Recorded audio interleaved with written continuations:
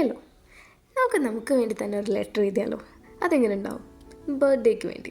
അപ്പോൾ കുറച്ച് കാലം കഴിഞ്ഞിട്ടും അതെടുത്ത് നോക്കി വായിക്കുമ്പോൾ നല്ല രസമായിരിക്കില്ലേ?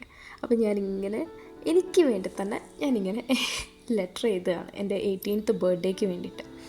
ഈ ലെറ്റർ ഞാൻ എൻ്റെ ബർത്ത്ഡേൻ്റെ അന്ന് വായിക്കുമ്പോഴോ അല്ലെങ്കിൽ കുറേ കാലങ്ങൾ കഴിഞ്ഞ് വായിക്കുമ്പോഴോ എനിക്ക് ഇപ്പം ഉണ്ടായിരുന്നൊരു ഫീൽ ഉണ്ടല്ലോ, ഇപ്പം എൻ്റെ മൈൻഡിൽ കൂടെ എന്തെല്ലാം പോയത്, അതൊക്കെ എനിക്ക് കുറേ കാലങ്ങളൊക്കെ കഴിഞ്ഞ് വായിക്കുമ്പോഴും ആ ഒരു ഫീൽ തന്നെ കിട്ടുക എന്നൊക്കെ പറയുമ്പോൾ അടിപൊളിയല്ലേ? അപ്പോൾ അങ്ങനെയൊക്കെ അതിനൊക്കെ വേണ്ടി തന്നെയാണ് നമ്മുടെ ലൈഫിലെ എല്ലാം ലിറ്റിൽ മൊമെൻറ്റ്സ് ആണല്ലോ. അപ്പം ആ ലിറ്റിൽ മൊമെൻറ്റ്സിൻ്റെ വയ്യ പോവുക തന്നെ എന്ന് പറയാം. ഇതൊക്കെ ഒരു സുഖമല്ലേ അല്ലേ? എന്തായാലും അന്ന് ബർത്ത്ഡേ എന്ന് പറയുന്നത് എനിക്ക് ഭയങ്കര ഇഷ്ടമുള്ളൊരു ദിവസം തന്നെയാണ്. അന്ന് ഒരു റീസണും കൂടെ എനിക്ക് ഹാപ്പി ആയിട്ടിരിക്കാനുണ്ടെങ്കിൽ വേറെ എന്താ വേണ്ട അല്ലേ? അങ്ങനെയൊക്കെ ചിന്തിച്ചിട്ടാണ് ഞാനിത് എഴുതിയത്. അങ്ങനെ ആ ഒരു ലെറ്റർ ഞാൻ കംപ്ലീറ്റ്ലി എനിക്ക് വേണ്ടി തന്നെ എഴുതി എല്ലാം ആയിട്ട് സെറ്റാക്കി വെച്ചിട്ടുണ്ട്, മടക്കിയൊക്കെ വെച്ച്.